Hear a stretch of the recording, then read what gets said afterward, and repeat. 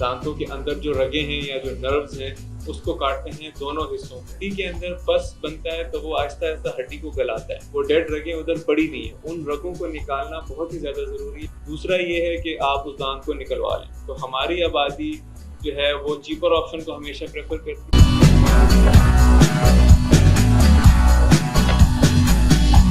अस्सलाम वालेकुम, I am doctor Kashmala with a new episode of health cast. आज हमारे साथ मौजूद हैं doctor Salman. He is specialized in orthodontics and dentofacial orthopedics. इनसे हम बात करेंगे डिफरेंट डेंटल इश्यूज़ पे। आज हम इनसे बात करेंगे रूट कैनाल ट्रीटमेंट के बारे में। सर बताइए, आरसीटी यानी रूट कैनाल ट्रीटमेंट, इसकी ज़रूरत कब पेश आती है? रूट कैनाल ट्रीटमेंट जो है इसकी ज़रूरत तब पेश आती है जब आपका दांत जो है वो काफ़ी हद तक ख़राब हो चुका होता है। जो रूट के अंदर जो होती है ना, रगें होती हैं, दांत के अंदर रगें होती हैं, उसके दो हिस्से होते हैं। एक को हम कहते हैं कोरोनल पल्प, जो कि दांत जो मुंह में नज़र आ रहा होता है वो उसमें होता है, और एक को कहते हैं रेडिकुलर पल्प, जो कि दांत की रूट्स होती हैं उसके अंदर होता है।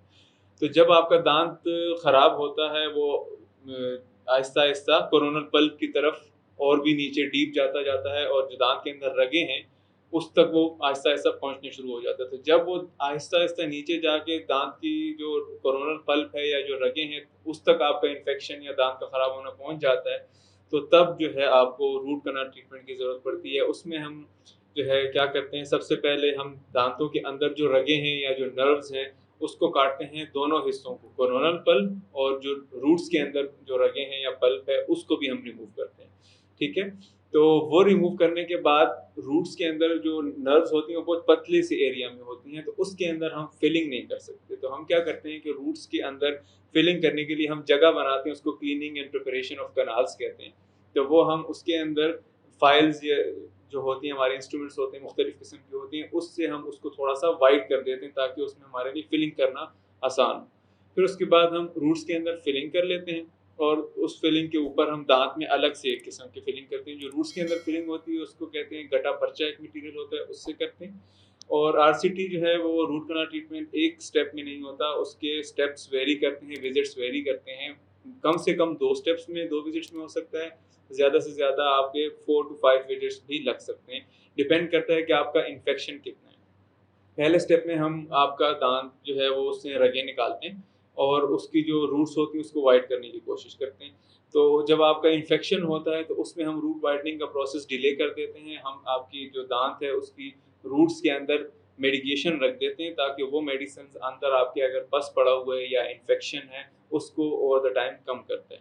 तो ये मेडिकेशन हम 2 से 3 बार रख सकते हैं, 3 से 4 दिन के इंटरवल के साथ, ताकि वो अंदर का इन्फेक्शन ख़त्म करे। और उसके बाद जब वो इन्फेक्शन ख़त्म हो जाता है, हमारे पास कैनाल्स ड्राई हो जाती हैं अंदर से, तो उसके बाद फिर हम उसको एक्सपैंड करते हैं और उसके अंदर फिलिंग करते हैं। तो इस सारे प्रोसेस को रूट कैनाल ट्रीटमेंट कहते हैं। अच्छा, अगर किसी पेशेंट को टेम्परेरी पेन रिलीफ चाहिए तो उसके लिए क्या ऑप्शन होंगे? देखिए, टेम्पररी पेन रिलीफ अगर पेशेंट को चाहिए तो उसके लिए पल्पेक्टमी जो पहला स्टेप है जो आरसीटी का, उसमें ये होता है कि दांत की रगों को निकाल देते हैं, दोनों हिस्सों को, जो क्राउन के अंदर है कोरोनल पल्प और रेडिकुलर पल्प, इन दोनों को हम रिमूव कर देते हैं। तो उससे वक्ती तौर पर पेन रिलीव हो जाता है, लेकिन पेशेंट ने ये प्रोसेस कंप्लीट करना होता है क्योंकि रगें जो उसकी निकल गई हैं लेकिन रूट्स खाली रह गई हैं, डेड स्पेस इंट्रोड्यूस हो गई है, तो वो आप नहीं छोड़ सकते, आपने पेशेंट को दोबारा बुलाना होता है। तो हमारी पॉपुलेशन का मसला ये है कि वो दर्द जब ख़त्म हो जाए उसके बाद बस वो नहीं आते, आगे अगर का प्रोसीजर नहीं कंटिन्यू करते। उसका नुकसान इवेंचुअली उनको ही होता है क्योंकि जो डेड स्पेस ये रह गई है उसमें इवेंचुअली इन्फेक्शन होता है, नीचे पस बन जाता है, और वो 2 से 3 साल बाद एक्सप्रेस होता है। तो वो पेशेंट जो है वो उसको रिलक्टेंट रहता है, वो नहीं आता बाकी के स्टेप्स के लिए। दूसरा एक प्रोसीजर हम कर सकते हैं, अगर आपके पास क्लिनिक में रश बहुत है, पेशेंट्स वेटिंग में बहुत ज़्यादा हैं, और एक और पेशेंट आता है जिसको बहुत सीवियर पेन है और वो बिल्कुल पेन को टॉलरेट नहीं कर पा रहा और वो कह रहा है कि किसी भी तरह आप जल्दी से मेरा पेन रिलीव करें, तो उसमें ये हो सकता है कि हम बस उसका दांत के अंदर थोड़ी सी ड्रिलिंग करें, जो कोरोनल पल्प का हिस्सा है उसको रिमूव करके, हम रूट्स से पल्प ना निकालें क्योंकि वो टाइम टेकिंग प्रोसेस है। हम उसके ऊपर पल्पोटेक नामी एक मटेरियल आता है, वो उसको हम रख देते हैं, लेकिन ये याद रखना है कि ये टेम्परेरी लीव करता है। पल्पोटेक जो रूट्स के अंदर रगे हैं उनको डेड कर देता है, तो पेशेंट को दर्द खत्म हो जाता है, लेकिन इसके बाद आपने प्रोसेस को कंप्लीट करना। अच्छा, अगर एक पेशेंट इस टेम्परेरी पल्पोटेक्टमी जो प्रोसीजर है इससे गुजर चुका है तो उसके बाद क्या वो परमानेंट आरसीटी ट्रीटमेंट दे सकते हैं? ये बहुत ही एक इम्पोर्टेंट पॉइंट है और ये जो है हमें इम्प्लीमेंट करना है कि पल्पोटेक टेम्परेरी चीज़ है, उसके बाद आपने रूट कनाल ट्रीटमेंट लाज़मी करवाना है। पल्पोटेक का ये है कि वो आपको टेम्परेरी रिलीफ दे देता है, रूट्स के अंदर जो आपकी पल्प है या रगें हैं उसको डेड कर देता है, लेकिन वो डेड रगें उधर पड़ी हुई हैं, उन रगों को निकालना बहुत ही ज़्यादा ज़रूरी है। आजकल अनफॉर्चुनेटली बहुत अनएथिकल प्रैक्टिस चल रही है और बहुत बड़े-बड़े डेंटिस्ट्री के नाम हैं जो ये कर रहे हैं कि वो पल्पोटेक रख देते हैं, उससे पेशेंट को टेम्परेरी रिलीफ हो जाता है, उसके बाद वो बाकी का प्रोसेस नहीं करते हैं और कुछ तो इतने कॉन्फिडेंट हैं कि वो उसी के ऊपर क्राउन की कटिंग करके क्राउन भी लगा देते हैं। तो उससे मसला ये होता है कि जो डेड रगें अंदर रह गई हैं या डेड स्पेस रह गई है, उसमें इन्फेक्शन के चांसेस बहुत ज़्यादा होते हैं और इन्फेक्शन उसमें आहिस्ता-आहिस्ता डेवलप होता है क्योंकि हड्डी एक बहुत स्ट्रॉन्ग स्ट्रक्चर है। हड्डी के अंदर पस बनता है तो वो आहिस्ता-आहिस्ता हड्डी को गलाता है। उस गलने की स्पीड बहुत स्लो है। तो उसमें उस लेवल तक उस आपको पस का बनना कि आपको पेन फ़ील हो तो वो 1.5 से 3 साल तक का टाइम ले सकता है। तो जब आपके साथ कोई पल्पोटेक का प्रोसीजर करके आपको कहता है कि आपकी रूट कैनाल कंप्लीट हो गई है तो आपने जो है आप patient as a patient perspective आप डॉक्टर से ये डिमांड कर सकते हैं कि मुझे मेरा एक्स-रे दिखाएँ। एक्स-रे में अगर आपके रूट के अंदर फिलिंग हुई हुई है तो वो व्हाइट कलर की आपको फिलिंग आपकी रूट्स के अंदर नज़र आएगी। अगर वो नहीं हुई हुई तो आपने सिर्फ़ आपके ऊपर क्राउन के एरिया में व्हाइट सा मटेरियल एक पड़ा हुआ है और रूट्स आपके खाली हैं, तो इसका मतलब है कि आपके साथ पल्पोटेक का वो किया गया है जो कि टेम्परेरी चीज़ है, लेकिन और लोग काफ़ी ज़्यादा चार्जेस 15 से 20-20 हज़ार लोगों से लेके तो सिर्फ़ पल्पोटेक रख के पूरा प्रोसीजर उनका नहीं करते हैं। तो एज़ अ पेशेंट आपका ये राइट है कि आप अपना एक्स-रे देखें कि आपके रूट की टिप तक वो फिलिंग गई हुई है कि नहीं गई हुई। अगर नहीं गई हुई और आपकी रूट्स खाली हैं, तो आप डॉक्टर से डिमांड कर सकते हैं कि जी मेरा रूट कैनाल का प्रोसीजर कंप्लीट नहीं हुआ, आप इसमें मेरा प्रोसीजर कंप्लीट करें। पल्पोटेक सिर्फ़ आपने यूज़ नहीं करना या टेम्परेरी काम मेरे लिए नहीं करना। तो ये आपका राइट है, आप उसको यूज़ करें।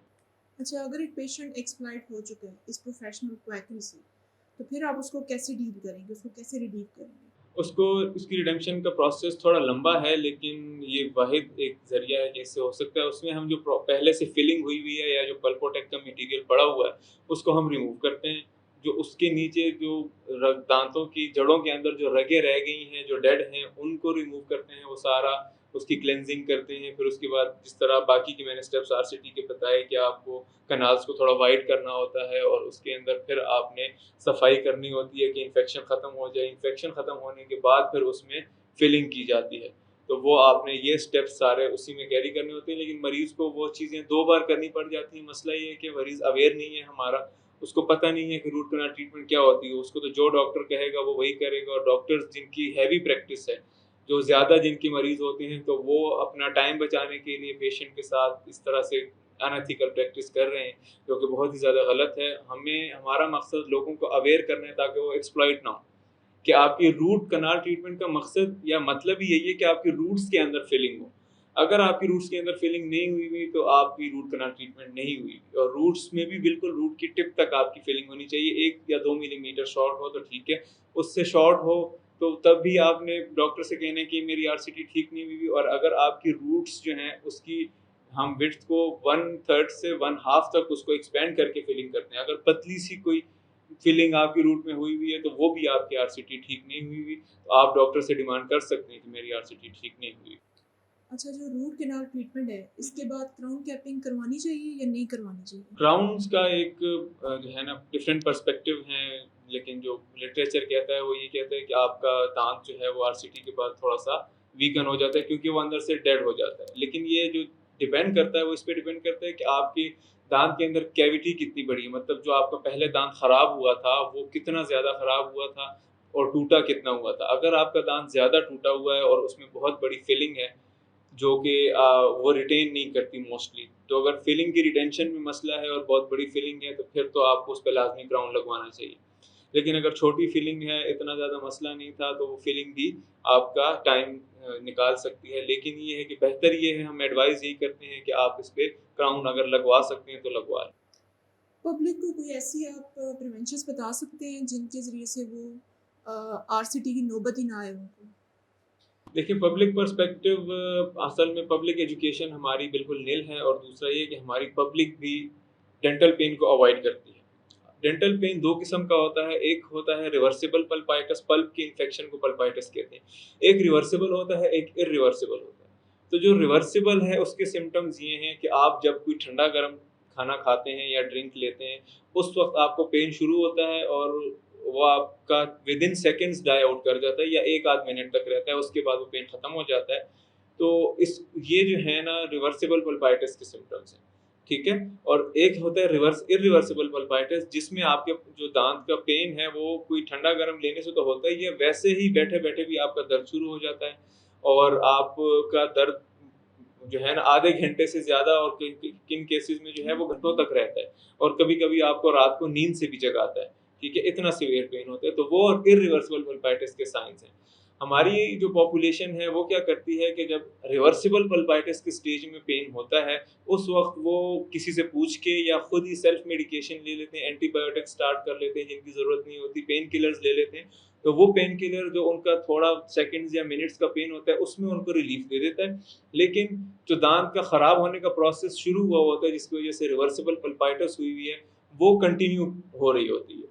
तो अगर हम पे अवाम को एजुकेट करें कि इस स्टेज पे खुद दवाइयाँ लेने के बजाय वो डेंटिस्ट के पास जाएँ। अगर उनका मसला सिर्फ़ दवाई लेने से ठीक होता है, तो जब डेंटिस्ट उनको प्रिस्क्राइब करे तो वो तब लें और जो वो प्रिस्क्राइब करे वो तब वो दवाई लें। दूसरा ये है कि अगर फिलिंग से आपका दाँत ठीक हो सकता है, रिवर्सिबल पल्पाइटिस मोस्टली फिलिंग्स के साथ जो है वो ठीक हो जाते हैं। लेकिन हमारी आबादी ये चीज़ नहीं करती है, वो उस पेन को भी बर्दाश्त करते रहते हैं, खुद ही उसको करते रहते हैं। फिलिंग के चार्जेज़ रूट कैनाल ट्रीटमेंट से बहुत कम है। फिर लोग गिला ये करते हैं कि डेंटल ट्रीटमेंट महँगा है। हम पार्टली खुद को भी इसमें ब्लेम करें क्योंकि डेंटल ट्रीटमेंट को हम उस स्टेज तक खुद ही पहुँचाते हैं। फिलिंग के चार्जेज़ काफ़ी कम हैं रूट कैनाल ट्रीटमेंट से। तो अगर आप टाइमली डेंटिस्ट के पास जाएँ और उस दाँत में फिलिंग करवा लें, तो आपको रूट कैनाल ट्रीटमेंट की नौबत ही नहीं आएगी। हम क्या करते हैं कि उसको अवॉइड करते हैं मेडिकेशंस ले लेके, तो जब वो बिल्कुल अनबियरेबल पेन हो जाता है और एंटीबायोटिक्स और पेन किलर किसी चीज़ से भी पेन कंट्रोल ना हो, हम उस पॉइंट पे डेंटिस्ट के पास जाते हैं, तो तब 2 ही ऑप्शन रह जाती हैं। एक ये है कि आप रूट कैनाल ट्रीटमेंट करवाएँ, जो कि एक्सपेंसिव ऑप्शन है। दूसरा ये है कि आप उस दाँत को निकलवा लें। तो हमारी आबादी जो है वो चीपर ऑप्शन को हमेशा प्रेफ़र करती है और यंग एज में अपनी जो बड़ी दाढ़ें हैं, जो बड़े दाँत हैं, जो खाने के लिए यूज़ होते हैं, उसको यंग एज में निकलवा लेते हैं। तो ये एक परसेप्शन बन गई है कि डेंटल ट्रीटमेंट महँगा है, डेंटल ट्रीटमेंट को हम खुद महँगा बनाते हैं अपने जो कम कॉस्ट वाले प्रोसीजर्स हैं उसको डिले करके। अगर हम रिवर्सिबल पल्पाइटिस के जो मैंने सिम्पटम्स बताए उसी वक़्त डेंटिस्ट के पास जाएँ, अच्छे डेंटिस्ट के पास और वो अच्छे तरीके से हमारी फिलिंग कर दे, तो वो आरसीटी के प्रोग्रेस से बच सकता है वो दाँत और वो दाँत आपका बहुत अरसा चल सकता है, बजाय इसके कि हम उसको आरसीटी तक पहुँचाएँ और फिर उसको निकलवाएँ यंग एज में। तो ये एक एडवाइस है जो मैं लोगों को ज़रूर देना चाहूँगा। Okay, thank you so much. ये थे डॉक्टर सलमान जिन्होंने बात की है रूट कैनाल ट्रीटमेंट पे और पल्पोटेक प्रोसीजर पे। नेक्स्ट एपिसोड में हाज़िर होंगे एक नए टॉपिक के साथ। टिल देन अल्लाह हाफ़िज़।